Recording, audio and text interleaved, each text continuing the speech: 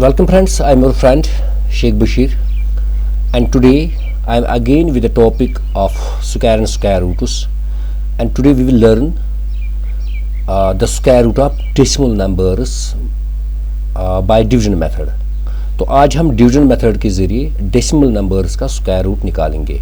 तो क्या करेंगे यहाँ पर उसके लिए हम एक एग्जांपल ले रहे हैं, जैसे अंडर रूट 12.96। तो एक डेसिमल नंबर यहाँ पे है, इसको हम कैसे डिवीजन मेथड के ज़रिए स्क्वायर रूट निकालेंगे। तो सबसे पहला काम जो होता है स्क्वायर रूट डिवीजन मेथड के ज़रिए निकालने में वो है पेयरिंग। लेकिन यहाँ पे वो परेशानी नहीं है, क्योंकि यहाँ पे डेसिमल के लेफ्ट साइड में भी एक ही पेयर है और डेसिमल के राइट साइड में भी एक ही पेयर है। तो जब डेसिमल नंबर आपके पास होता है, जब उस वक्त आपको पेयरिंग बनानी है यानी पेयर्स करने होते हैं, तो डेसिमल से आपने लेफ्ट की ओर स्टार्ट करना है और डेसिमल के राइट भी जाना होगा फिर पेयरिंग करते वक्त। लेकिन यहाँ पे क्या है, यहाँ पे दोनों साइड से एक ही पेयर है, इसलिए यहाँ पे पेयरिंग करने की ज़रूरत नहीं है, इसलिए हम सिंपली इसको सॉल्व करेंगे।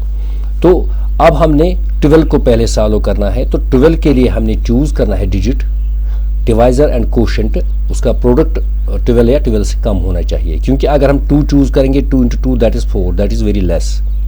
तो इसके लिए हम 3 चूज़ करेंगे यहाँ पे, और यहाँ पर 3 3 आर 9, वो भी कम ही है। अगर 4 सेलेक्ट करेंगे 4 4 are 16, that is more.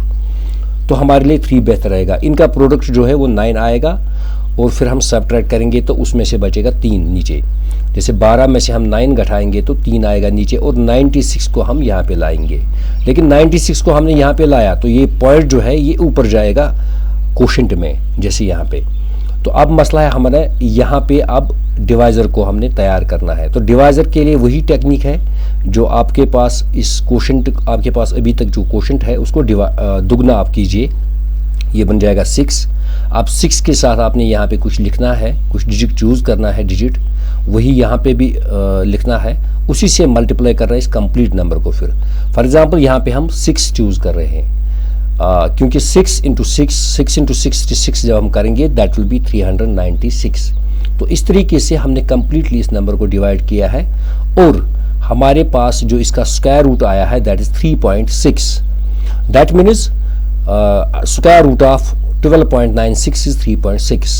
So that also means if you multiply 3.6 by 3.6 you get 12.96.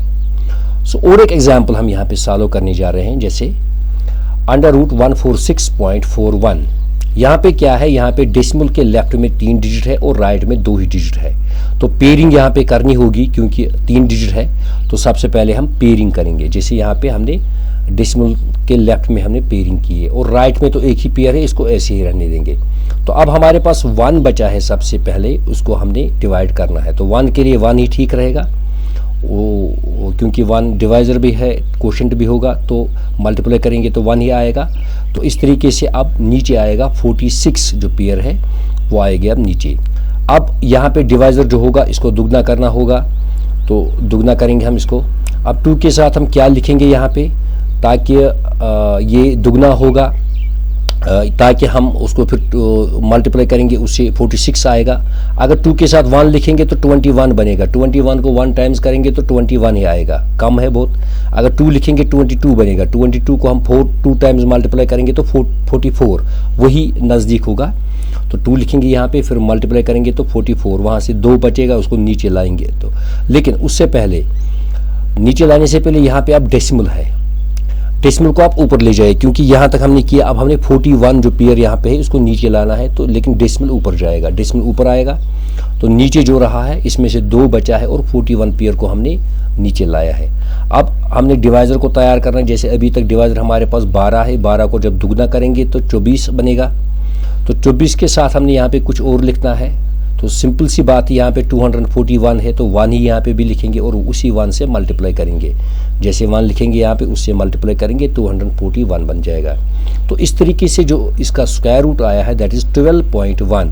So we can now say the square root of 146.41 is 12.1। So in this way we have calculated the square root of decimal numbers by division method.